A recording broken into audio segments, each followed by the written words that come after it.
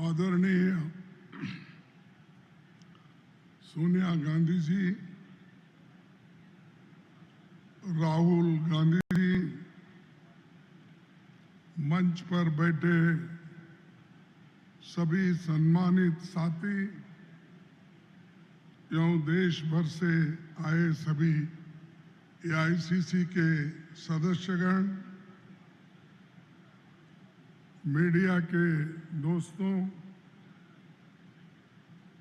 कांग्रेस के 140 साल के इतिहास में 86 अधिवेशन हुए। इसमें 6 इसी गुजरात की धरती पर हुए। गुजरात में भी 3 अहमदाबाद शहर में हुए। 600 साल से अधिक पुराना अहमदाबाद हमारे लिए तीर्थ स्थान जैसा।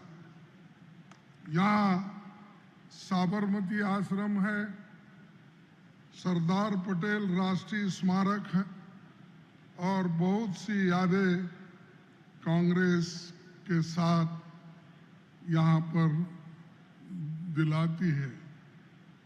यह अधिवेशन गांधी जी के कांग्रेस अध्यक्ष बनने की शताब्दी है और सरदार पटेल साहब की 150वीं जयंती को भी हम समर्पित हैं। बेलगाम में 26 दिसंबर को हमने अहमदाबाद में एआईसीसी सेशन करने की घोषणा की थी।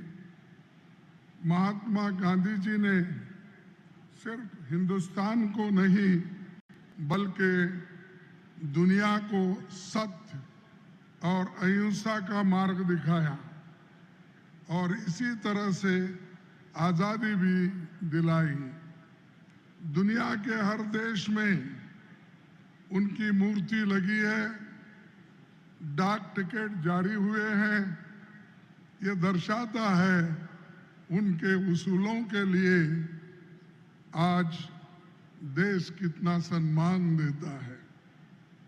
कांग्रेस के निर्माण में गुजरात का अमूल्य योगदान रहा है। यहाँ पैदा हुए 3 महान हस्तियों दादा भाई नौरोजी, गांधी जी, सरदार पटेल जी कांग्रेस का नाम दुनिया भर में रोशन किया।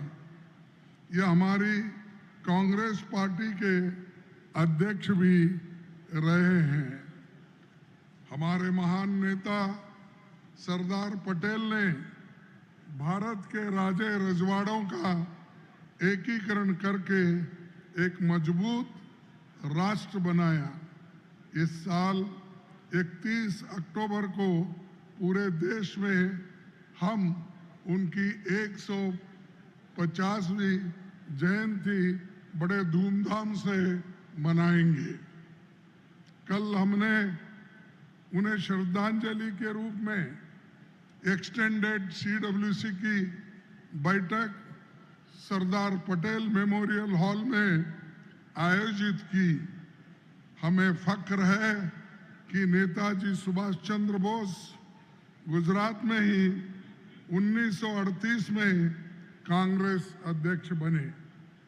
कॉन्स्टिट्यूशन ड्राफ्टिंग कमेटी के चेयरमैन डॉक्टर अंबेडकर का जीवन को प्रभावित करने में भी गुजरात का बड़ा योगदान रहा है। साथियों, जिस जगह हम अपना सेशन कर रहे हैं ये प्रेरणा भूमि है। यहीं से महज 79 सत्याग्रहियों को 12 मार्च 1930 को गांधी जी ने दांडी मार्च यात्रा आरंभ किया था। उस नमक सत्याग्रह से अंग्रेजी सरकार हिल गई थी। इसके 75 वर्ष बाद 2005 में सोनिया गांधी जी कांग्रेस अध्यक्ष काल में कांग्रेस ने फिर से दांडी यात्रा निकाली थी, जिसने देश के नौजवानों को प्रेरित किया था। महात्मा गांधी जी के नेतृत्व में कांग्रेस गांव, खेत मजदूर और गरीबों की पार्टी बनी और कमजोर तबके की आवाज बनी थी। गांधी जी पंक्ति में खड़े अंतिम आदमी के बारे में सोचते थे और अंत्योदय गांधी जी की ही सोच थी, जो गरीबों के लिए उन्होंने हमेशा अपना दिल खोलकर मदद किया। कांग्रेस के लिए 15 जून 1986 को गांधी जी ने जो कुछ कहा था, वो आज के दौरान मैं उतना ही महत्व रखता हूं और मैं आपके सामने कुछ बातें उनके रखता हूं। उन्होंने कहा था, हिंदू हो, मुसलमान हो या किसी भी जाति के हो, कांग्रेस के लिए सब बराबर है। जो कमजोर है उनको ऊपर उठाना कांग्रेस का काम है। जो गर्त में है उनको ऊपर लाए, सबको बराबरी का जगह पर लाकर खड़ा करे। कांग्रेसी यही सोच है कि न किसी को हिमालय के चोटी पर रहना है, न किसी को पाताल में ढकलना है। ये महात्मा गांधी जी के शब्द हैं और इसको मैं इसलिए दोहरा रहा हूँ, आज के ज़माने में गरीब गरीब होते जा रहा है, अमीर अमीर होता जा रहा है। ये जो गरीब और अमीरी की खाई बढ़ती जा रही है, जिसका जिक्र कल राहुल गांधी जी ने भी किया और आज हम आपको ये बताना चाहते हैं, ये विचारधारा गांधी जी के थे और गांधी जी के विचारधारा पर ही हमारी पार्टी चल रही है। गांधी जी ने 1947 को एआईसीसी की बैठक में सांप्रदायिक संस्था के खिलाफ एक प्रस्ताव पर बोलते हुए कहा था, कांग्रेस सारे देश और सब संप्रदायों की सेविका है। सांप्रदायिक संस्थाओं और उनके जहरीले सिद्धांतों को तथा कामों का उचित उत्तर ये होगा कि कांग्रेस प्रबल जनमत तैयार करे, जिससे वे प्रभावहीन हो जाए। यानी जनमत तैयार करने का जिम्मेदारी हमारी है और ये जो जहरीले सिद्धांतों के लोग हैं उनको उत्तर देना यही है कि हम एक होकर लड़ना। गांधी जी के बातें में खास तौर पर अपने नौजवान साथियों के लिए बता रहा हूँ, 1920 से 1947 के बीच कांग्रेस का कोई ऐसा महत्वपूर्ण प्रस्ताव नहीं जिस पर गांधी जी की छाप न हो। साथियों, ये तो हमारे पार्टी के गौरवशाली इतिहास की बातें थी। अब चंद बातें मैं मौजूदा हालात पर करूंगा। पिछले 11 वर्ष में सत्ताधारी दल संविधान पर चोट कर रहा है। हमारे संवैधानिक मूल्यों, संवैधानिक प्रावधानों, संवैधानिक संस्थाओं पर लगातार हमला हो रहा है और इसको रोकना जरूरी है। इसके लिए हम सब कुछ करने के लिए तैयार होना चाहिए। हाल में हुए संसद के बजट सत्र में सरकार ने मनमाने अपना काम चलाया।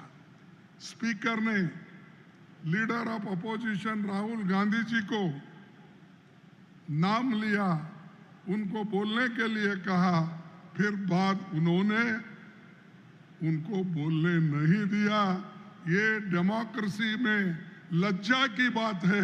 एक अपोजिशन लीडर को अगर आप बात करने नहीं देते, क्या आप सामान्य लोगों को करेंगे? क्या आप सामान्य लोगों को लोकतंत्र का फल दे पाएंगे?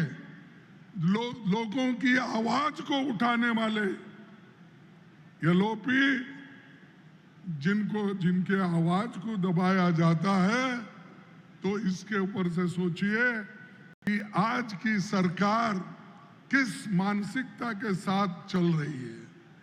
इसीलिए हमको आवाज उठाना जरूरी है। लेकिन आज जो हो रहा है वैसा पहले कभी नहीं हुआ। जनता के सरोकार के जरूरी मुद्दों पर बहस करने के बजाय सरकार कम्युनल पोलराइजेशन के लिए रात के 3-4 बजे तक संसद में बहस कराती रही और मणिपुर जैसे अहम मुद्दे पर रात के 4:30 बजे बहस शुरू होती है। मैंने कहा शाह जी को, अरे भाई ये कल बात करेंगे, क्योंकि इन मुद्दों पे हमको कुछ रोशनी डालना है, समझाना है और देश के लोगों को भी ये मालूम होना है मणिपुर का इंसिडेंट कैसा चल रहा है, वहाँ पर किस तरह की गवर्नेंस चल रही है। तभी भी सरकार नहीं मानी। इसका मतलब है कि सरकार कुछ छुपाना चाहती है, जनता से छुपाकर उनके जो फेल्यूअर्स है उसको वो एक ढंग से उसको छुपा कर रखना चाहती है। तो इसीलिए रात के 5 बजे तक पार्लियामेंट चली। तो इससे सोचिए वो कितने गंभीरता से विषय को लेते हैं। अरे कोई सो रहा है, कोई बैठा हुआ है और कोई देख रहा है इधर उधर। ऐसे वक्त वो बिल आती है, जो बिल महत्वपूर्ण है लोकतंत्र में। ये रवैया सरकार का है। इसीलिए मैं कहूँगा लोकतंत्र को खत्म किया जा रहा है आहिस्ता आहिस्ता आहिस्ता। अमेरिका ने हमारे खिलाफ 26% टैरिफ लगा दिया, पर इस पर संसद में बहस नहीं होने दिया, क्योंकि उसी दोपहर में हम इसको उठाए थे, लेकिन उन्होंने इसको माना नहीं। देश की अर्थव्यवस्था में मोनोपोली स्थापित किया जा रहा है। सार्वजनिक संपत्तियां धीरे धीरे निजी हाथों में सौंपी जा रही है। पब्लिक सेक्टर यूनिट्स बेचकर लाखों परमानेंट सरकारी नौकरियां और SC, ST, OBC, EWS के आरक्षण पर चोट की गई है कि जो दलितों को, पिछड़ों को और अपर कास्ट में भी जो गरीब लोग हैं उनके लिए जो रिजर्वेशन था, वो रिजर्वेशन के तहत वो भर्ती नहीं करना चाहते हैं, नौकरी नहीं देना चाहते हैं। इसीलिए एक एक करके पब्लिक सेक्टर को तो बेच रहे हैं और अपने दोस्तों को सुपुर्द कर रहे हैं। तो ऐसा अगर चला तो एक दिन मोदी सरकार और खुद मोदी जी इस देश को बेच के जाने वाले हैं, ऐसा मैं कहूंगा। क्योंकि उनको अगर फिक्र होती, जो पंडित जवाहरलाल नेहरू जी ने इस देश के बड़े बड़े कारखाने बनाए, और ऐसे कारखानों को, ऐसे जो पब्लिक सेक्टर को ये मोदी जी खत्म कर रहे हैं। और मैं आगे कहना चाहता हूं, बताऊंगा मैं क्या कर रहे हैं। एयरपोर्ट, पोर्ट,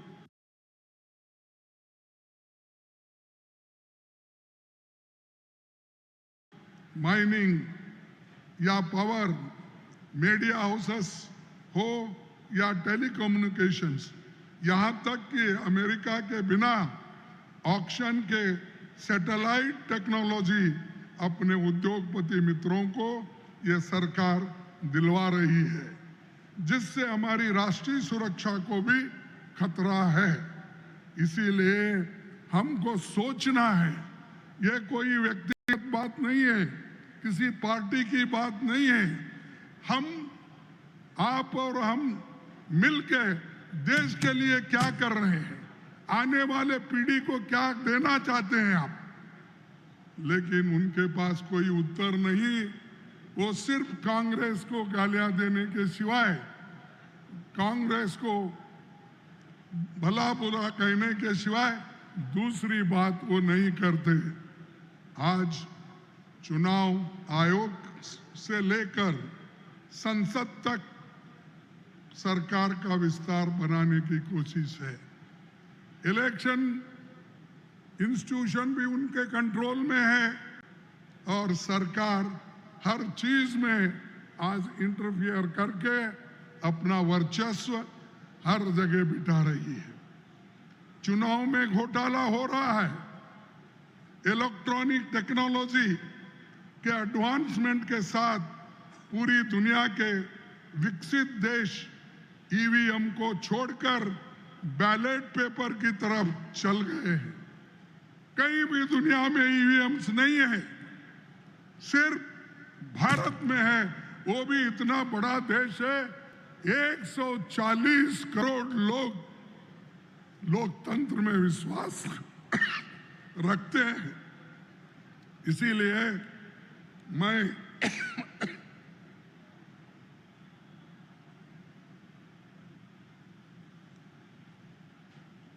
विकसित देश भी बैलेट पेपर में, लेकिन हम ईवीएम पे चल रहे हैं। ये सब फ्रॉड है, मैं ये कहूंगा, लेकिन वो लोग प्रूव करो। अरे आपने ऐसे टेक्निक बना लिए हैं कि जिससे आपको फायदा हो, अपोजिशन पार्टी को नुकसान हो, ऐसे टेक्नोलॉजी बनाकर अगर हमको हराना चाहते हैं तो आज नहीं कल इस देश के नौजवान उठेंगे और आपको हाथ पकड़ के ये कहेंगे हमको बैलेट पेपर होना चाहिए, ईवीएम नको। महाराष्ट्र में क्या हुआ?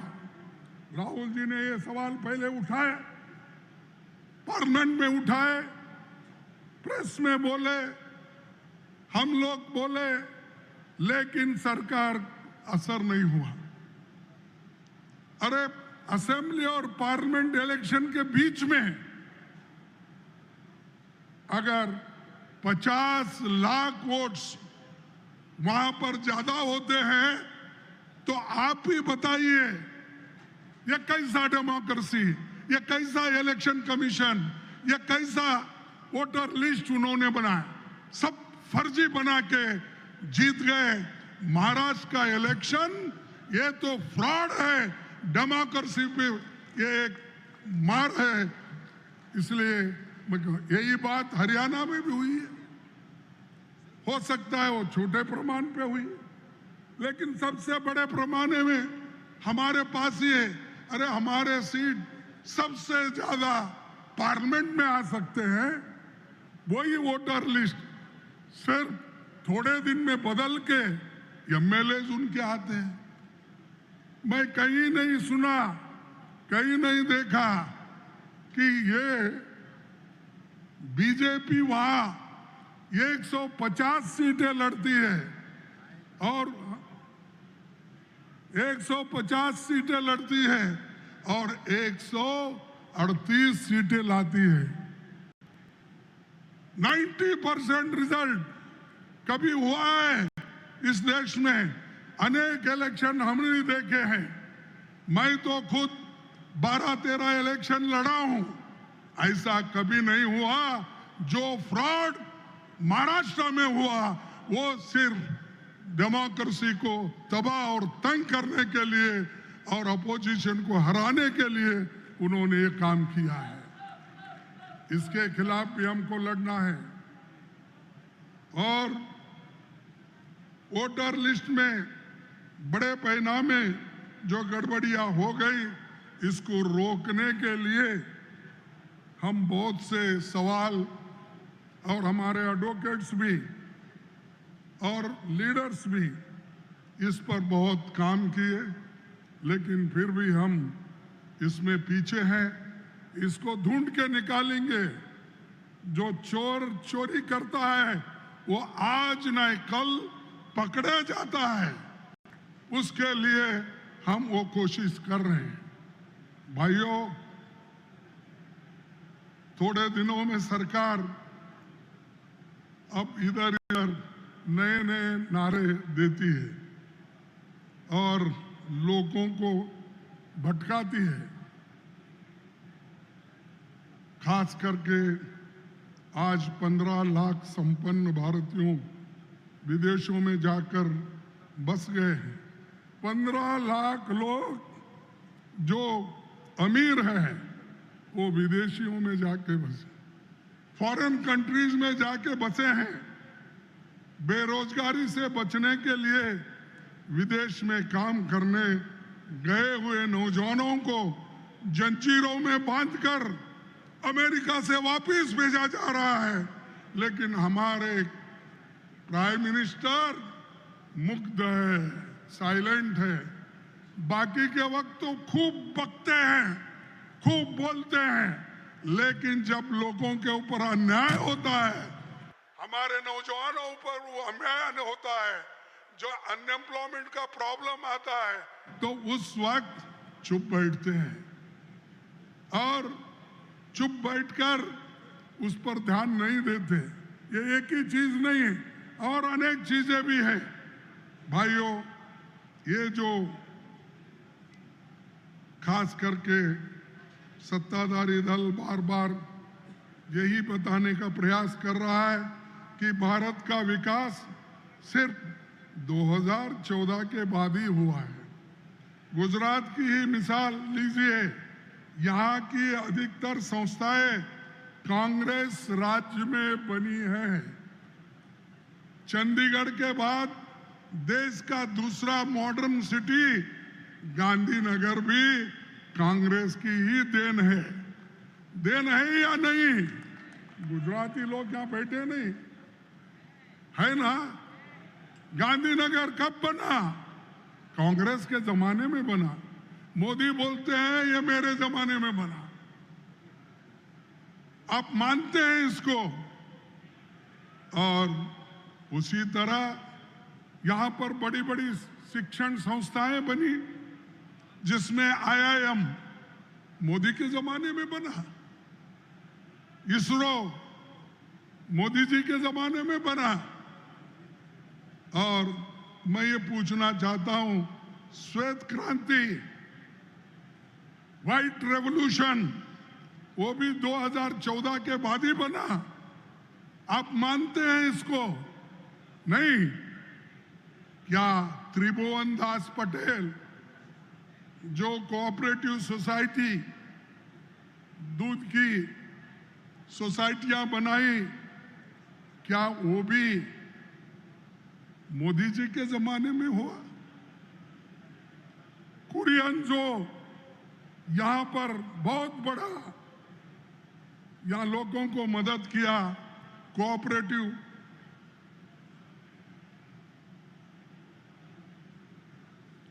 मूवमेंट को उन्होंने अच्छी तरह से काम किया, क्या ये भी 2014 में हुआ? मैं पूछ रहा, ऐसे बड़े बड़े काम हमारे लोगों ने किया, फिर भी 70 साल में कांग्रेस ने क्या किया? अब वो 70 साल छोड़ दिए, फिर 60 पे आए, अब 60 छोड़ दिए, 55 पे आए।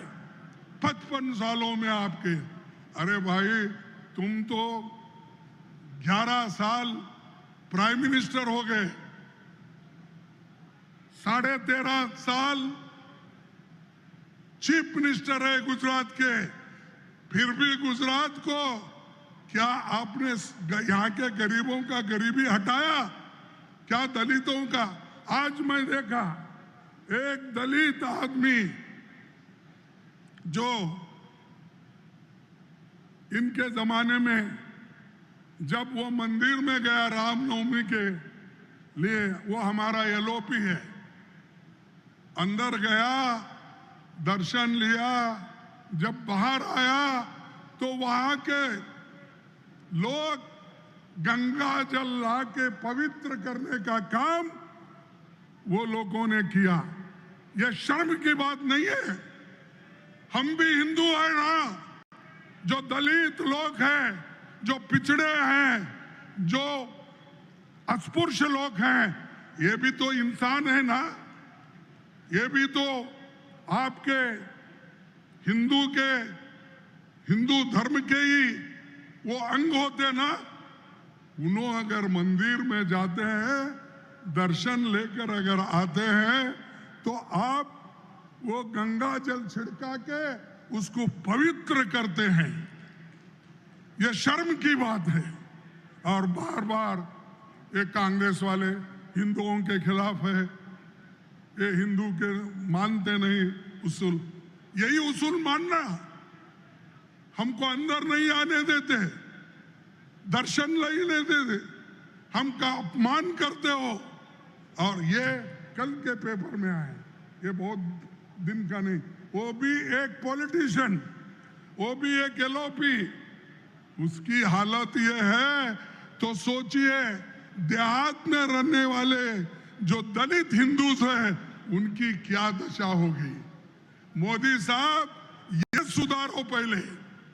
शाह, पूरे आपके पास होम मिनिस्ट्री है, इन अत्याचारों को बंद करो, तब तुम इस देश के अच्छे होम मिनिस्टर बन सकते हो। लेकिन तुमको वो होना नहीं है।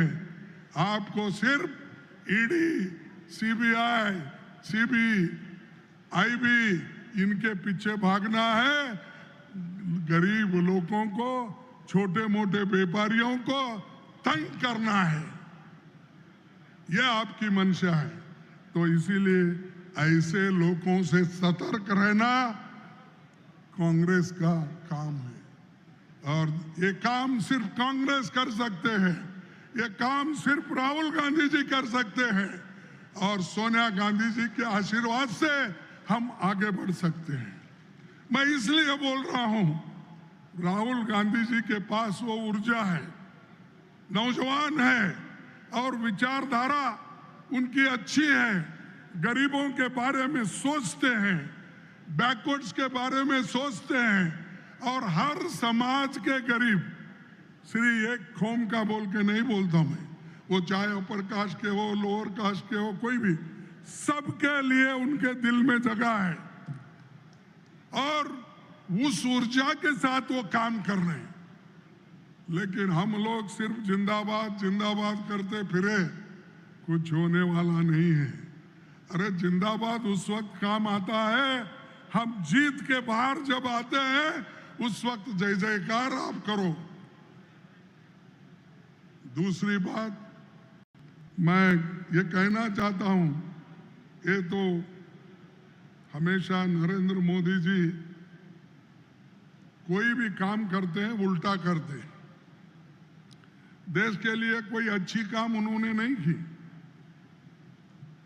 उन्होंने जो Pandit Jawaharlal Nehru ji planning commission establish किए, उसको भी उन्होंने निकाल दिया और अपने मनमाने ढंग से उस इंस्टीट्यूशन को वो चला रहे। और इसी 5 ईयर प्लान से, नेहरू जी के 5 ईयर प्लान से ही ये देश आगे बढ़ा। लेकिन आज उसकी स्थिति क्या है आप जानते हैं। कभी जो देश के गरीबों के बारे में हमदर्दी नहीं रखता, वो इंसान हमेशा ऐसे गलत कामें करने के आगे चलता है। मैं ये भी कहना चाहता हूं, जब अपने जो आजाद फौज के सुभाष चंद्र बोस, वो जब कांग्रेस प्रेसिडेंट थे, उस वक्त उन्होंने प्लानिंग करने के लिए पंडित जवाहरलाल नेहरू जी को नियुक्त किया था उस वक्त। अरे हमारे पास तो आइडियाज आज के नहीं, हमारी सोच गरीबों के लिए कांग्रेस हमेशा इसका चिंतन और मंथन की है। और आप हमको कैसा तोड़ना, लोगों को कैसा भगाना, ये सब आप लोग कर रहे हैं।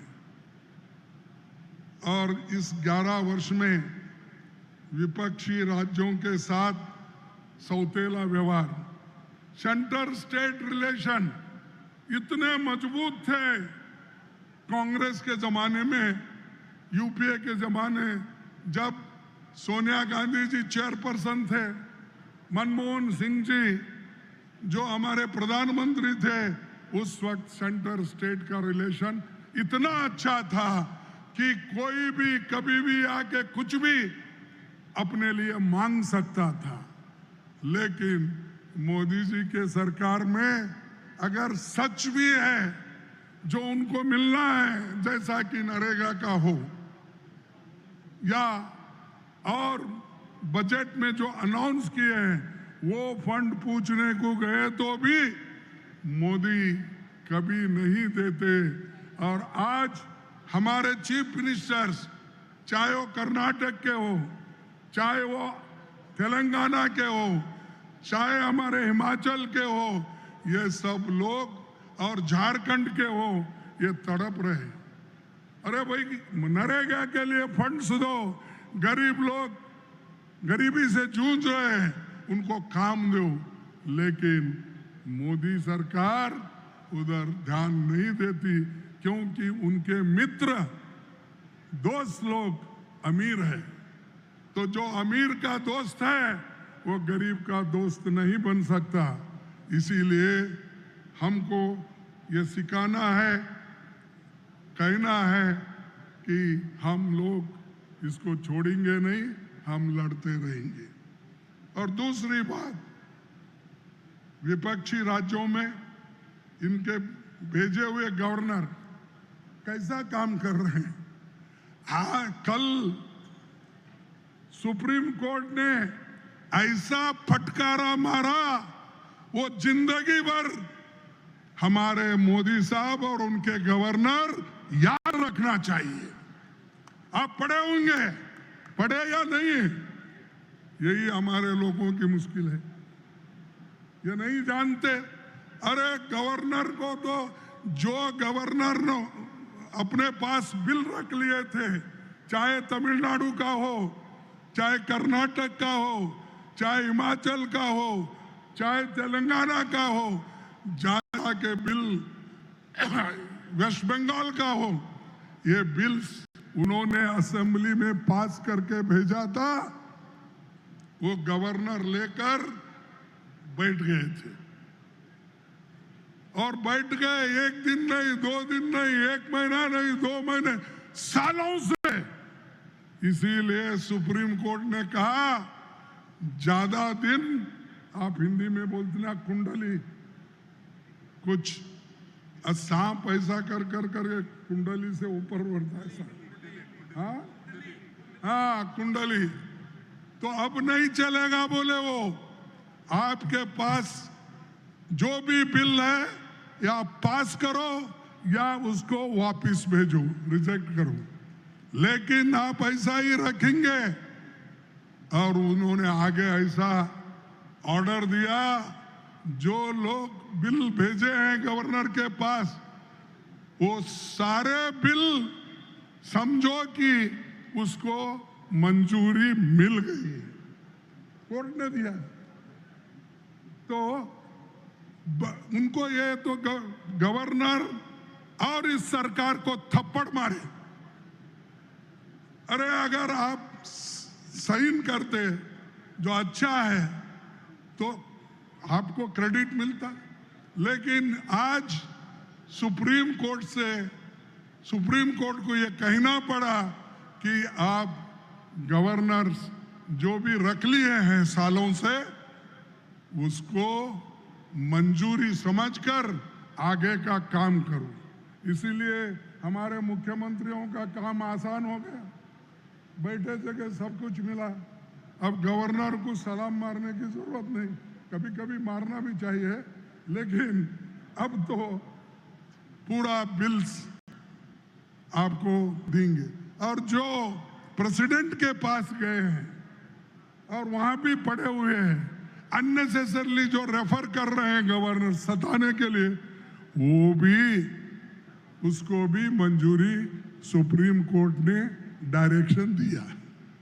तो ये है मोदी जी की गवर्नेंस।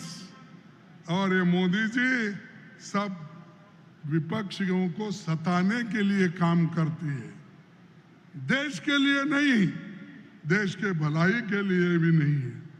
तो आज वो दिन देखने को मिला, जो गलत काम करते हैं उसको भी थप्पड़ सुप्रीम कोर्ट मारती है। और दूसरा, शिक्षा का आप देखे होंगे, पढ़े होंगे, सोनिया गांधी जी ने एक लेख लिखा था और उस शिक्षा के बारे में उन्होंने पूरा एक पेज लिख कर दिया। आज की शिक्षा कम्युनलाइजेशन हो रहा है, आज की शिक्षा कमर्शलाइजेशन हो रहा है, आज की शिक्षा जो गरीबों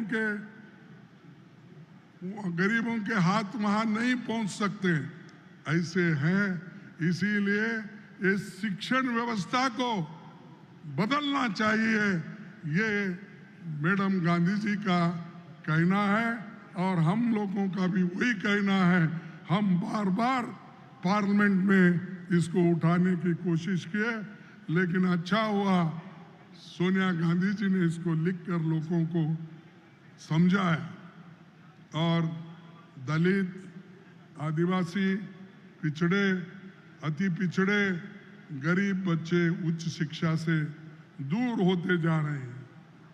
सरकार के नाकाबिलियत की वजह से युवाओं को एक बड़ा वर्ग ऐसा तैयार हुआ है, उनको उच्च शिक्षण लेते हुए भी उनको कोई नौकरी नहीं मिलती। वो छोटे नौकरी पे काम करने के लिए आज तैयार है। ये है मोदी, ये है बीजेपी सरकार। भाइयों, किसानों का आंदोलन ये सरकार बार बार कुचल देती है। मैं आपकी आमदनी दोगुना करूंगा, क्या क्या नहीं बोले, इतना झूठ बोले, शायद वो डिक्शनरी में झूठ शब्द ही उन्होंने बार बार सीखा है, दूसरा वो शब्द वो सीखे नहीं काम करने का। 2 गुना दूंगा, डिमोनेटाइजेशन करके नए देश का उद्धार करूंगा। इसीलिए मैं आपसे विनती करूंगा कि ये जो मोदी जी के करतूत है, इसके खिलाफ हमको लड़ना चाहिए। केंद्र सरकार ने जब महिला आरक्षण कानून बनाया तो कांग्रेस पार्टी की मांग थी कि इसे तत्काल लागू किया जाए। ये तो हमने किया, लेकिन उसको लागू नहीं कर रहे। सोनिया गांधी जी ने बहुत कोशिश करके इस बिल को पास करवाया, लेकिन ये बीजेपी सरकार सो रही है। हम चाहते हैं कि वो इसको जल्द से जल्द इंप्लीमेंट करना चाहिए। साथियों, आदिवासियों के जल जंगल जमीन के संरक्षण के लिए कांग्रेस की सरकारों ने अलग अलग समय पर अनेक कानून बनाए। जल जंगल रक्षा के लिए लैंड एक्विजिशन, जो राहुल गांधी जी ने खुद इसके लिए बहुत मेहनत की। ऐसे अच्छे कानून जनता के हित में कौन कर सकते हैं? वो सिर्फ कांग्रेस कर सकती है, और कांग्रेस ने करके दिखाया। जो भी हो, फूड सिक्योरिटी हो या कंपलसरी एजुकेशन हो, ये सारी चीजें हम लोगों ने किया है। और दूसरी चीज, ये आदिवासियों को बीजेपी क्या करी है, पाप विचारों को उनको वनवासी बोल रहे हैं। अरे आदिवासी इस देश के लोग हैं, पहले से यहीं पैदा होके यहीं रह के वो मूल निवासी है। उनको बीजेपी वाले बोल रहे हैं ये अपना वनवासी है। ये नया शब्द ही मालूम हुआ, ये कहीं कोई सुना नहीं। वनवासी बोल के उनको अलग करना चाहते हैं, और जो मूल निवासी है, चाहे वो दलित हो, चाहे वो कमजोर लोग और जो भी शेड्यूल ट्राइब के लोग हो, उनको अलग करके डिवाइड करने की कोशिश कर रही है। भाइयों, और बहुत से बातें हैं, और दलितों के ऊपर इतना अत्याचार हो रहे हैं, लेकिन कोई पूछने वाला। कांग्रेस के जमाने में अगर छोटी बात भी होती, कहीं गलती होती, तो बहुत बवाल मचता था। टीका टिप्पणी लिखने वाले भी खूब लिखते थे, टीवी में दिखाने वाले भी खूब दिखाते थे। भाई इतने अत्याचार हो रहे हैं, कहाँ है हमारे पत्रकर्ता, कहाँ है हमारे टीवी वाले, कहाँ है हमारे लीडर्स? सब बच गए, सब देख रहे नहीं, क्योंकि उनके मालिक अमीर लोग हैं, और जो सब मोदी के पास बैठे हुए हैं, क्योंकि मालिक लोग डरते हैं सच बात। इसीलिए आज फ्रीडम ऑफ स्पीच का भी या फ्रीडम ऑफ राइटिंग इसका भी बंद हो गया है। और एक हमने ये राहुल जी बार बार उठाए, जो सेंसस की बात है, 2021 की सेंसस लाओ, तभी schedule caste, schedule tribes, backwards को उनका रिजर्वेशन ठीक ढंग से मिलेगा। और 2011 के जनगणना आंकड़ों पर चल रहे, उसको अगर हम इम्प्लीमेंट करेंगे तो ही हमको 14 करोड़ लोग नेशनल फूड सिक्योरिटी एक्ट के अंदर आएंगे, और बाकी योजनाओं के फायदे वो लोगों को नहीं मिल रहा है, वो मिल पाएंगे। और जाति जनगणना ये जरूरी है, ओबीसी का जनगणना करना, उनके हकूक को उनको प्रोत्साहन देना, और हम लोग उस बारे में जातीय जनगणना बैकवर्ड क्लास के लिए बहुत जरूरी है, ओबीसी के लिए जरूरी है। जब ये जनजाति जनगणना होगी तो उनके जो भी ये है, जो शिक्षा का हो, नौकरी का हो, और उनके हकूक के लिए वो लड़ते रहेंगे। लेकिन वो काम मोदी जी नहीं करना चाहते। अपने आप को मोदी जी कहते हैं, पहले तो नहीं कहते थे, अब इधर इधर ये कह रहे हैं कि मैं बैकवर्ड हूं, मैं फलाना हूं। अरे भाई, आप बैकवर्ड है तो बैकवर्ड के लिए जनगणना लागू करो ना, करो। आपको कौन रोक?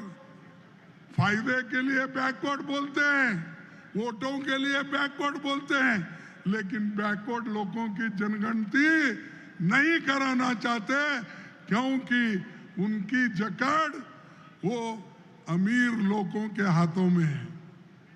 और जो लोग पहले से ही ये गरीबों को कुचलने वाले लोग जो भी है, उनके साथ वो है।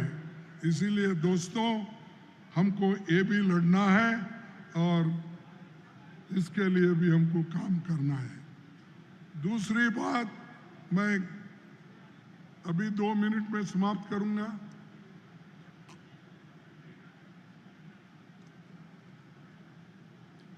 बहुत से बैकलॉग वैकेंसीज है,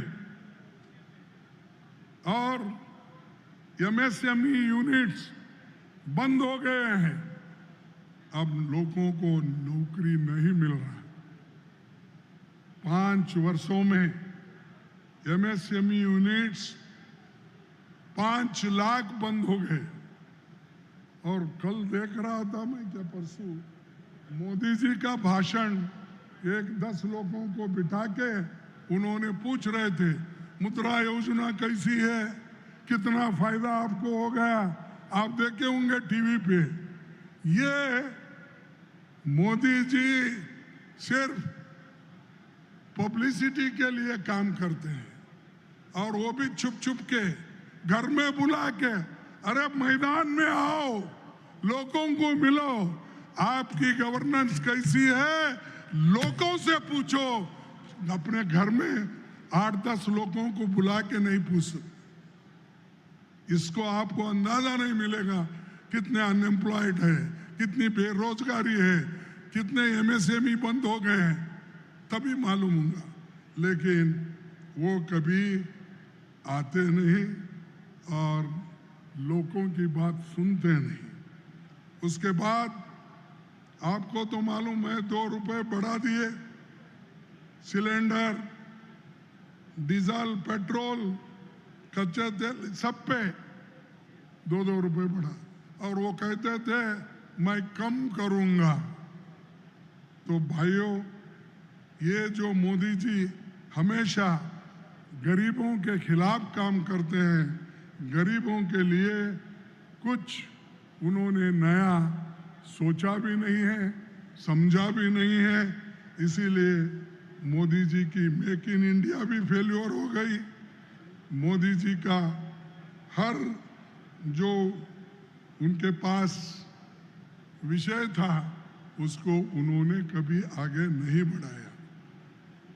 तो मैं यही कहूंगा, सत्ताधारी दल भविष्य की चुनौतियों की तैयारी करने के बजाय 500 साल पुराने मुद्दों को उभार कर सांप्रदायिकता भड़का रही है।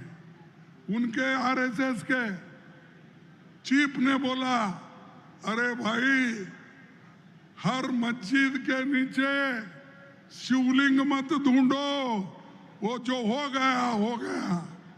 उन्होंने कहा, फिर भी वो नहीं सुनते, कुछ ना कुछ उठाते हैं और लोगों को डिवाइड करते हैं। ये मोदी जी अंगार लगा के छोड़ देते हैं, आरएसएस और उनके सभी वर्कर्स उसमें पेट्रोल डालते रहते हैं। तो भाइयों, आखिरी बात मैं ये कह के अपनी बात समाप्त करूंगा। डॉक्टर अंबेडकर जी ने भी ये बात, डॉक्टर अंबेडकर जी ने ये बात कही थी, यदि राजनीतिक दल अपने पंथ को, देश के पथ को देश के ऊपर रखेंगे तो हमारी स्वतंत्रता एक बार फिर खतरे में पड़ जाएगी और स्वभावता हमेशा के लिए खत्म हो जाए। हम सभी को इस संभाव्य घटना का दृढ़ निश्चय के साथ प्रतिकार करना चाहिए। हमें अपनी आजादी की खून के आखिरी कतरे के साथ रक्षा करने का संकल्प करना चाहिए। ये अंबेडकर जी ने कहा। हमको देश की रक्षा करना और हमारे संविधान को बचाने का जो मुहिम हमारे राहुल गांधी जी ने उठाया और पूरा देश भारत जोड़ो यात्रा में जुड़ गया, मिल गया, और उन्होंने जो वो बातें कही अभी लोगों के कान में गूंज रहे हैं। तो हमको ये सब मिलके वो जो चीज़ें हैं उनको भी आगे लेके जाना है और नए पीढ़ी को भी हम ये कहना है कि हमारे लोग ये नए उसूलों के साथ आगे बढ़ेंगे। और एक मैं नेहरू जी ने कहा था, गांधी जी की शहादत के बाद नेहरू जी ने कहा था, हमें मिलकर रहना चाहिए और भीषण सांप्रदायिकता के उस विष का नाश कर देना चाहिए, जिसने हमारे युग के सबसे महान पुरुष को मार डाला। ये नेहरू जी के वर्ड है। जब गांधी जी को मार डाले, गोली मारे, तब उन्होंने कहा कि ये हमारे युग के सबसे महान पुरुष को मार डाला और ऐसे लोगों के ये जो उसूल है, आइडियोलॉजी है, उसको खत्म करना चाहिए, ये उनका कहना था। और हम आज वो काम करने जा रहे हैं और इसी सिद्धांत के तहत हम आगे चलेंगे और साबरमती के तट पर से हम न्याय पथ पर चलने के लिए संकल्प, संघर्ष और समर्पण का संदेश लेकर यहाँ से चलेंगे। सरदार पटेल जी ने संगठन के महत्व को लेकर जो बात कही थी, उसी को दोहराकर मैं अपनी बात आगे समाप्त करूंगा। उन्होंने कहा था, संगठन के बिना संख्या बल बेकार है। ये वल्लभ भाई पटेल की बात है।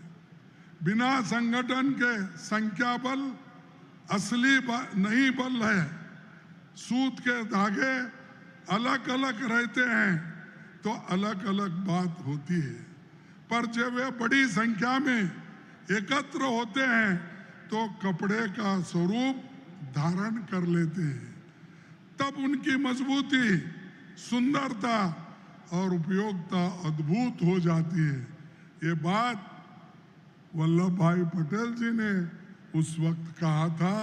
इसीलिए संगठन को बिना मजबूत किए, बल दिए हम आगे नहीं बढ़ सकते।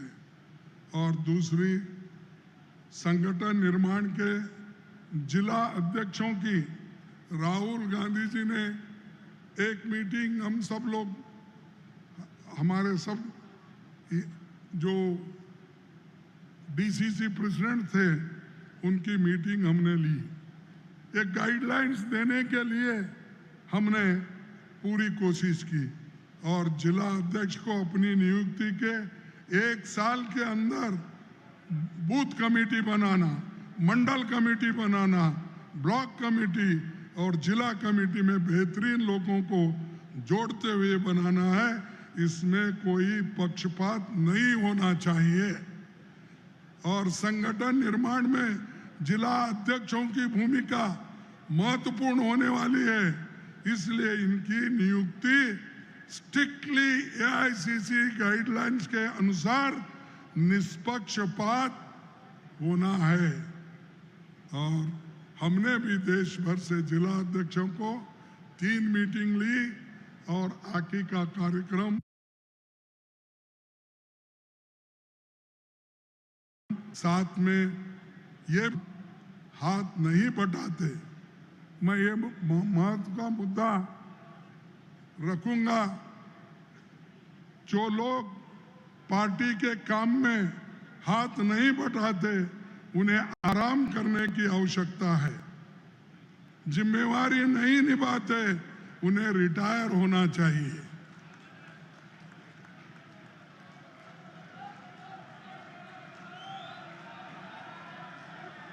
और हमने और राहुल जी ने जो एक प्रोसेस किया, इनपुट लिया, हम भविष्य में कैंडिडेट सिलेक्शन के प्रोसेस में जिला अध्यक्षों को इन्वॉल्व करने वाले हैं। गुजरात के साथियों को मैं कहना चाहूंगा कि आप संकल्प लेकर अपने घरों से निकल पड़िए। सफलता आपके कदम छूने के लिए तैयार है। हम फिर से भारत की आज़ादी की लड़ाई लड़ रहे हैं। आज़ादी की इस दूसरी लड़ाई में दुश्मन फिर से अन्याय, असमानता, भेदभाव, गरीबी और सांप्रदायिकता ही है। फर्क बस ये है कि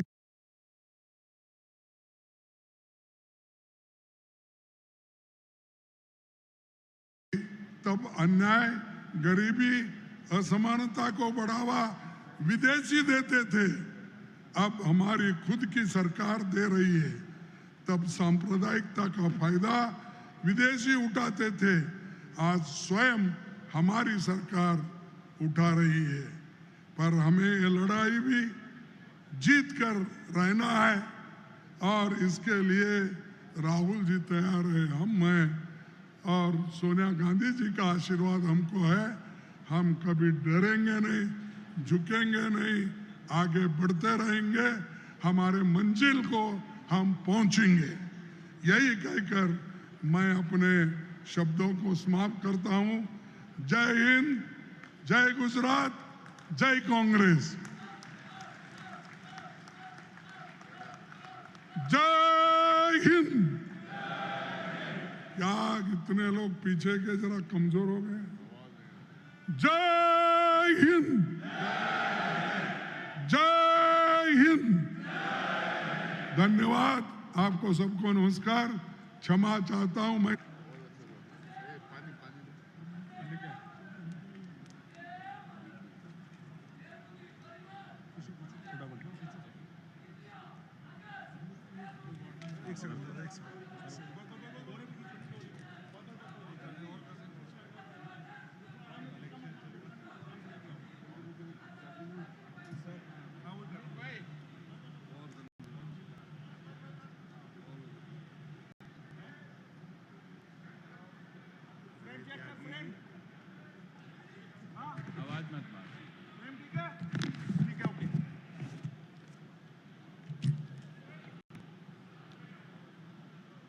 साथियों, कांग्रेस अध्यक्ष जी का ऊर्जावान